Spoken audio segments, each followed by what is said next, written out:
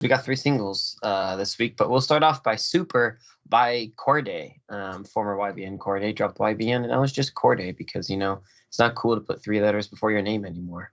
I mean, he mentions Uh, it a little bit in the song.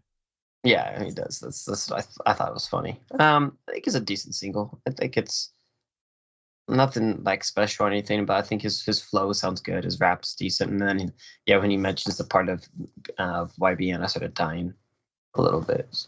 Yeah, it's a very boisterous song, similarly to the EP that he recently released. Yeah. That was sort of just like a little bit of taste of what he has to come from an upcoming album.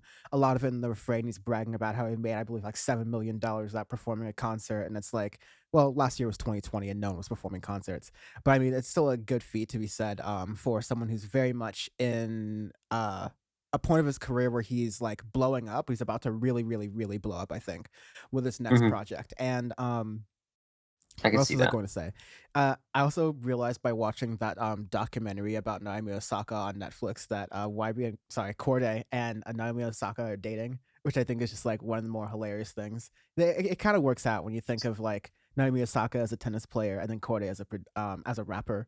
They're both like kind of It's like so random, but okay. it's a little random, but they're definitely like down to earth people. I don't know if it's gonna last forever, but I can totally see why it works. Um, Moving on. All right. And we got Waiting for the Knife by Mitski. Mitski's first single since, I believe, her first thing since Be the Cowboy. Um, Fantastic album that came out 2018 on my final list of, favorite albums of the year in 2018. I like the single. It's a short track. I think it's only about 2.5 minutes long or so. A little bit slow. It kind of builds and stuff with it, but production's good overall, and I like it. I mean, I do tend to like her music, but overall, it's a pretty decent track. Don't now. I'm not sure if she has a album coming out. I don't know if Dan, if you got more information on that, but I would hope so.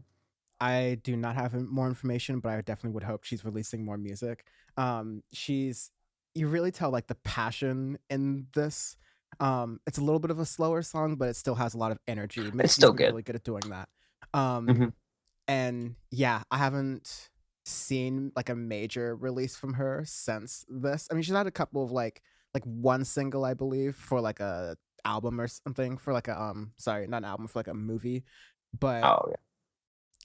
Working for the Knife is just got a really nice sort of modern rock ballad thing in the background going on for it that more or less makes it sound just beautiful. So I'm really looking forward to what Mitski's got coming out. This might be actually a single from that future thing, since her production releases are so like kind of rare here or there, but we will keep an eye out on that for sure.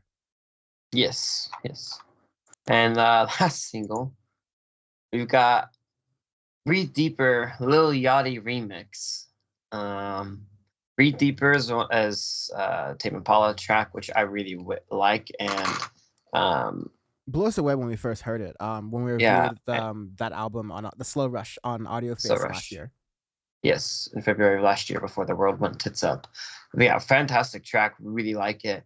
And then Lil Yachty had to try and remix it, and it's one of the worst things I've heard on this podcast. It's fucking beautifully horrible. It's amazing. He literally just took Breathe Deeper, took out Tame Impala's vocals, and just rapped over it. It is the weirdest mix ever, and it's just horribly sounding, but it's hilarious. One of my friends sounds like a literally he Lil Yachty Y2 MP3'd Breed Dether. Just like straight just went to the YouTube downloader website, allegedly parody, and got the song and rapped over it. And he made a really good point that I'll echo here is that rappers can sound great in indie, but you have to kind of make the song around that. You have to make it work. It's not really great it's like, and this doesn't sound great in rock music either, where you have a remix that's just like a rock song with a rapper over it. When artists like do this and stick to this, Maroon Five, it just sounds terrible every Mm, single time. yeah, it's just hilarious. Yeah, Absolutely hilarious. it kind of reminds me of Praise, the Chami track, Chami, who I love, the EDM DJ, but with it's Gunna on it. It's just sort of Oh, like really right. Yeah, random. yeah. Yeah, not great. Just be thoughtful when you're blending EDM and rap, because when you do it, it's brilliant. See Vince Staples, see some of Gold Link's projects, see some of IDK's more recent projects.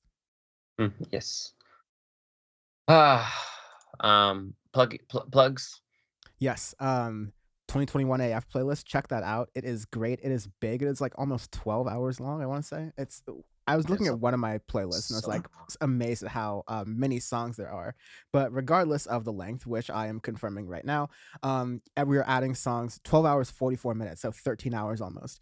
We're adding Jesus Christ. songs from the entire year of music, things that are great, things that sound good and will hopefully be a little bit of everyone out there. You can find the link to the playlist in the podcast or video description. Check out the bonus episodes that we're doing.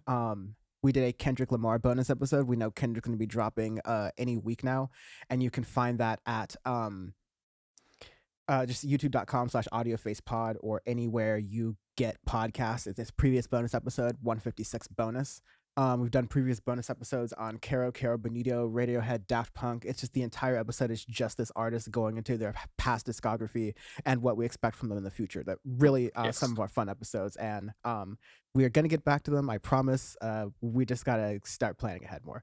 And you can help grow Audioface and help us like get the resources to do some of that planning by going to YouTube, sorry, by following us at Audioface Pod on Twitter or Instagram.